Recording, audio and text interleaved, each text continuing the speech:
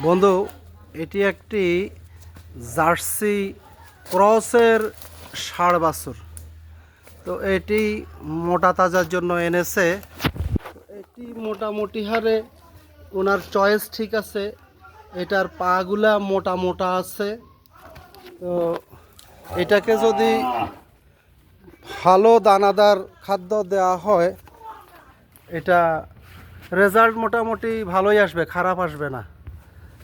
তো আশা করি তাকে তার মালিক তার বডি ওয়েট অনুযায়ী দানাদার খাদ্য দেবে।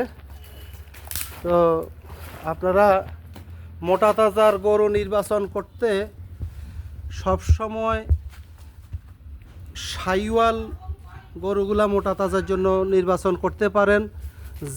ফ্রিজিয়াম গরুগুলা মোটা তাজা নির্বাচন করতে পারেন, কারণ সবচাইতে বেশি মাংস আছে ফ্রিজিয়ানে। তো জার্সিও নির্বাচন করতে পারেন, তবে জার্সি গরুতে মাংস কম আসে।